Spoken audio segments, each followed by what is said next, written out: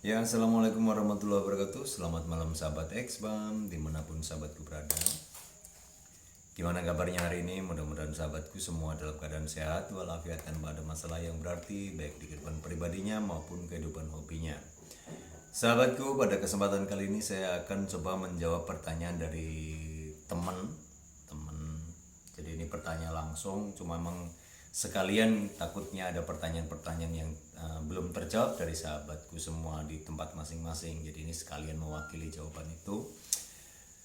Pertanyaan itu datang di hari Jumat kemarin ketika memang temanku itu 80% dari laga-laga ayamnya selalu kalah, selalu saja kalah. Saya lihat juga materi ayamnya, kalau bisa dibilang asal beli gitu ya, asal beli. Jadi beli dengan harga yang berani tapi tidak bisa memilih ayam yang bagus itu yang seperti apa. Artinya gini, teman saya itu bertanya, kalah terus, oi, gimana sih caranya cari ayam yang bagus, yang biar nggak kalah terus? Pertanyaan simpel, jawabannya luas. Tapi kalau versi saya mengerucut seperti ini. Ayam yang bagus itu yang bagaimana sih? Gitu ya. Ayam yang bagus adalah menurut saya ayam yang speed. Terus ayam yang pukulannya akurat, ayam yang tadahnya bagus. Sudah tiga itu kalau menurut saya. Jadi ketika kita punya ayam yang speed, itu jelas peluang untuk memukul lawannya itu akan lebih sering di kondisi seperti apapun. Ketika ayam itu speed gitu ya, asal nempel pukul itu sudah punya 1 poin plus. Di kondisi apapun dia akan coba melancarkan atau membangun serangannya dari arah manapun, karena memang sudah tipenya agresif, tipe speed. Nomor satu itu.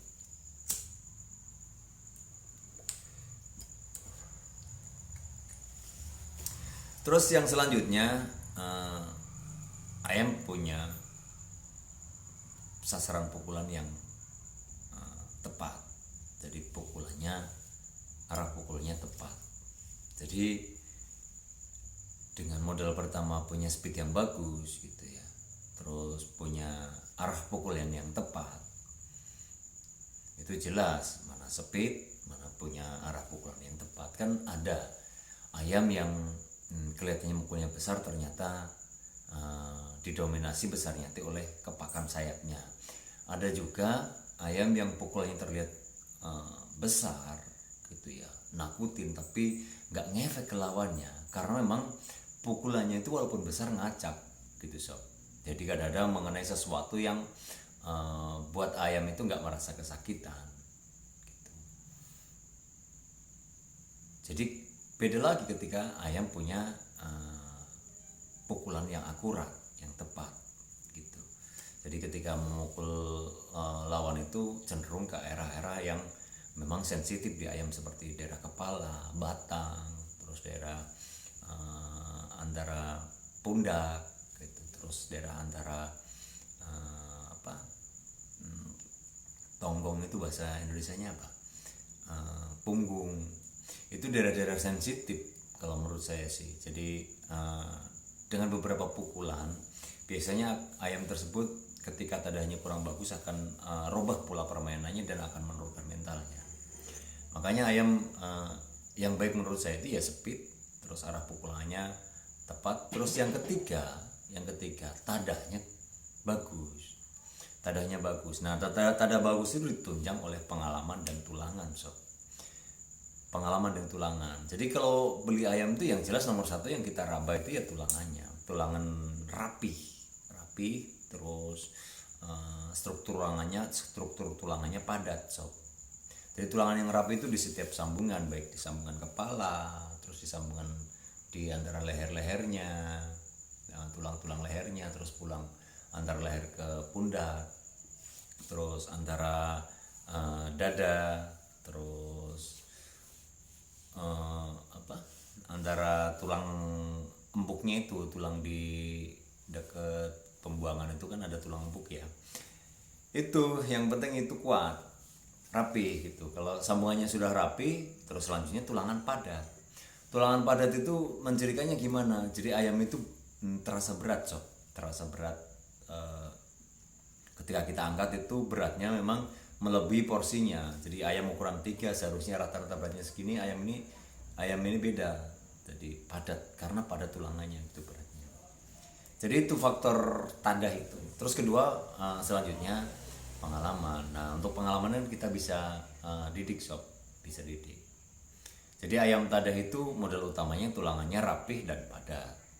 Terus selanjutnya pengalaman. Itu hanya 3 itu, sob. Kalau menurut saya itu ayam bagus yang punya peluang menang lebih tinggi dengan catatan harus dirawat dengan baik. Jadi speed, punya kecepatan yang bagus, punya akurasi pukulan yang bagus, terus punya tada yang bagus. Itu modal untuk membuat ayam kita itu menjadi ayam juara. Kalau masalah besar atau kecilnya itu nggak ngaruh, sob. Nggak ngaruh dalam artian ayam besar nanti juga akan ketemunya ayam besar, ayam kecil ketemunya ayam kecil ukurannya. Terus taji sama enggaknya itu ya pengaruh sih. Kalau taji bagus ya jelas ketika ketemu musuh ya dia akan lebih sensitif. Cuma kan kita bicara ayam yang bagus itu modalnya apa? Kalau masalah taji kan ada tipe ayam pukul, ada tipe ayam taji, ayam jalu gitu ya, sob. Jadi 3, sob, 3 itu kalau menurut saya. Jadi speed, terus akurasi pukulan dan tada. Nah, tada ini hubungannya dengan mental ya, sob ya. Salah satunya hubungannya dengan mental, artinya tadanya bagus, dipukulnya kuat gitu, tulangannya bagus, pengalamannya cukup. Nah, mentalnya juga harus. Maaf tadi kelewat sedikit, mentalnya juga harus. Nah, mental itu dari mana asalnya? Mental dipengaruhi oleh kesehatan, terus dipengaruhi oleh bloodline-nya, keturunannya juga. Kalau memang keturunannya memang punya mental juara gitu, di kondisi sesulit apapun ayam itu akan bertahan. Tak pikir itu, sob ya, untuk kontenku kali ini. Jadi intinya ketika saya ditanya ayam yang bagus itu yang bagaimana, yang jelas ayam itu harus punya speed yang bagus, punya akurasi pukulan yang bagus, punya tada yang bagus. Itu ayam bagus. Selanjutnya, untuk misalkan ada hal yang terlewat dan menurut sobatku ada yang mengganjal dan harus didiskusikan, ya saya bukannya menggurui atau bukannya sesuatu yang saya sampaikan itu harus mutlak benar, tidak seperti itu. Jadi sobatku bisa berkomentar di kolom komentar, nanti kita bisa diskusi. Dan mohon maaf buat para senior gitu, apalagi senior yang sudah pengalaman, yang suka punya koleksi ayam yang bagus, impor dari luar negeri dan sebagainya. Mungkin saya belum sampai ke sana mungkin. Jadi mohon maaf buat para senior apabila memang ada narasi saya yang kurang pas, atau mungkin senior kurang sependapat, silahkan berkomentar di kolom komentar, kita bisa diskusi untuk memberi pencerahan atau untuk memberi pengalaman ke teman-temanku yang masih pemula. Demikian saya akhiri. Billahi taufiq wal hidayah. Wassalamualaikum warahmatullahi wabarakatuh.